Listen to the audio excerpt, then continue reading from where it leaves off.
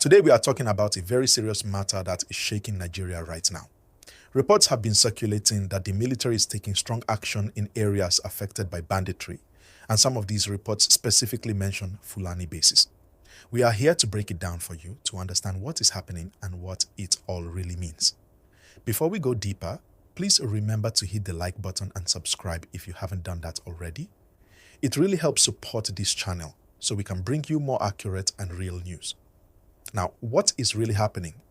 The President of Nigeria, Bola Ahmed Tinubu, has declared a security emergency. This is a serious move.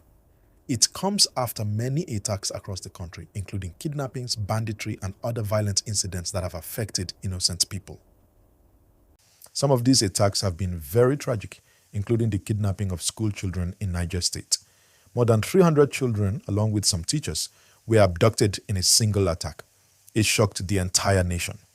In response, the government is taking strong action. They are increasing the number of police officers and military personnel. Tens of thousands of new officers are being recruited to help secure communities. Some police officers who were previously assigned to other duties are now being sent to areas most affected by violence. Forest guards are also being deployed to help flush out criminals hiding in remote areas. At the same time, there are calls for states to have their own police forces. The government believes that local security can respond faster to attacks in remote areas than relying only on federal forces. This is important because many of the violent incidents happen far from city centers, where the army or police may take longer to reach.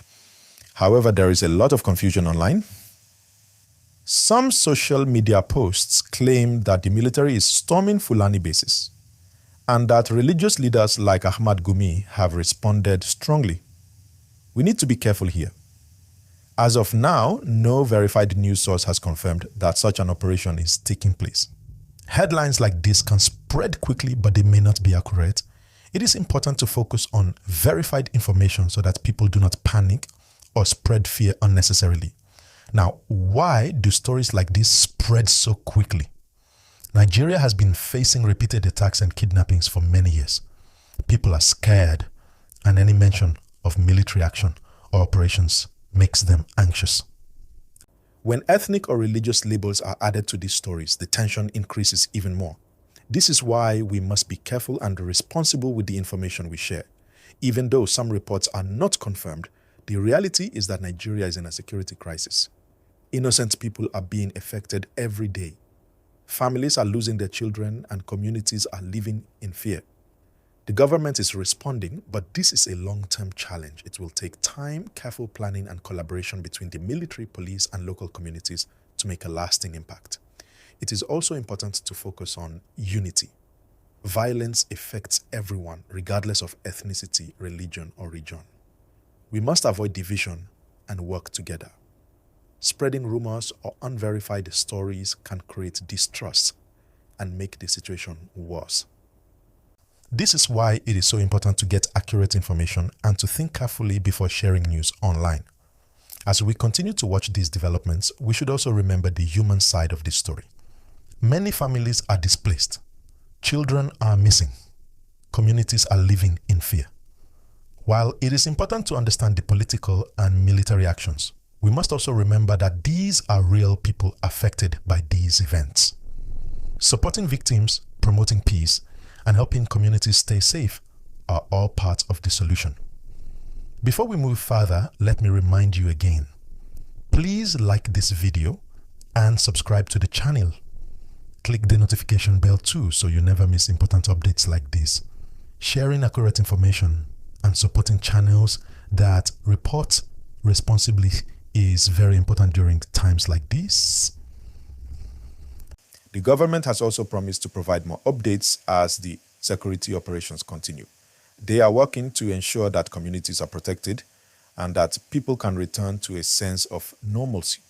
But while these efforts are ongoing, we as citizens must stay alert, stay informed, and support each other. Security challenges like these are not new, but the scale of the recent attacks has forced the government to act quickly. Recruitment, redeployment, and increased patrols are steps in the right direction. But lasting peace will require more than just military action. It will require cooperation between communities, law enforcement, and the government. Even though the storming Fulani bases story is not confirmed, it highlights the fear and tension that exists in Nigeria today. It reminds us that people want answers, they want protection, and they want safety for their families. This is why transparency and communication are so important. Authorities must clearly explain their actions to avoid misunderstandings and unnecessary panic. At this point, we can also talk about what communities can do. Local leaders, neighborhood groups, and families can work together to improve safety.